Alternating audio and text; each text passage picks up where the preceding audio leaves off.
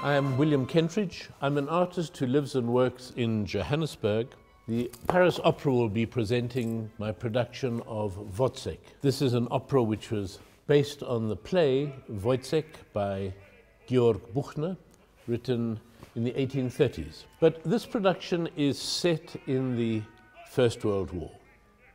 And there are several reasons for this. The one, the most important, I suppose, being that even though the play was written in the 1830s, the opera itself was written by Alban Berg, and it was begun while he was on leave from the Austro-Hungarian Empire during the First World War. And it's a play about militarism, it's a play about the cruelty of officers and doctors towards junior ranks. So even though this was about Prussian militarism in the 1830s and about the desperation of poverty, it fits extremely well into the same militaristic headspace that one sees in the First World War. In so many cases seems to reprise the attitudes of the doctor and the captain that we see in Buchner's play and in Berg's opera.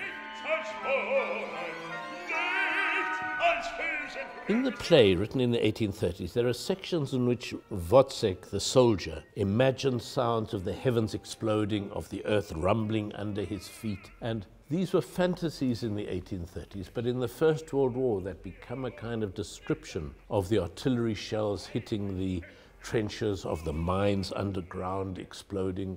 And so there's a way of making literal the metaphors in the drawings and the setting of the play and of the opera in the First World War. It's not so much that it's about the First World War, it's rather that it becomes a premonition of the First World War.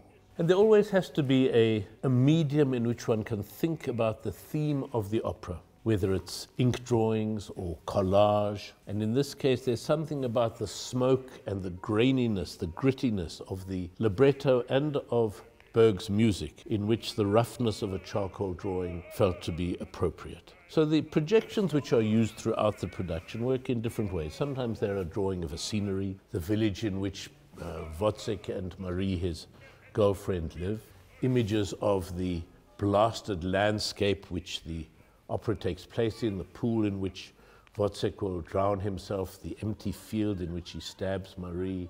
So it's a mixture of the elements of the scenery being surfaces for projection, as well as being the settings in themselves. I'm always interested in what the singer will bring to the role, and what the combination of what the singer brings, the music, the scenery we're setting in, and the movement of the performers across the stage, in the end constitute what makes the character. So we discover who the character is rather than saying this is an abused man, this is a put upon man, he's violent towards his wife because he had a difficult mother. There's no psychology in advance of the rehearsal. Voyage of discovery rather than of explication. But the opera itself has as its heart the violence bred of desperation. The violence inflicted on Wozzeck by the captain, by the doctor, by the drum major. And so it's a story written in the 1830s, set in the First World War. But the question of violence against men, violence against people that you love as a response to depression and desperation, is very much a contemporary question in its deep structure and multi-layered in the different ways it can be placed backwards in history.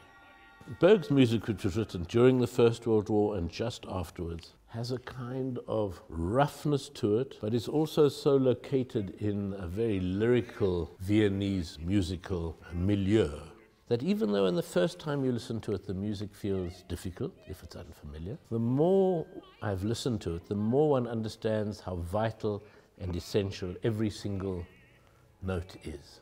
When people say it's such difficult music, I think, what music are they referring to?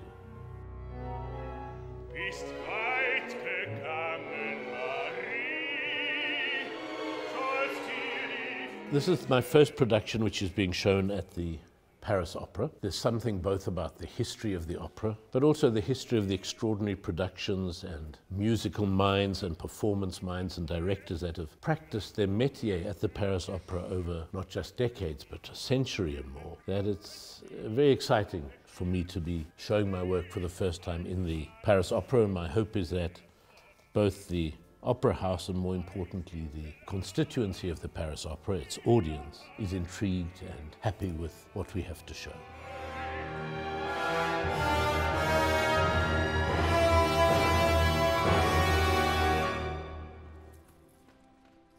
Da ist wieder Geld, Marie, die Löhnung und was vom Hauptmann und vom Doktor. Gott vergelt's, Franz!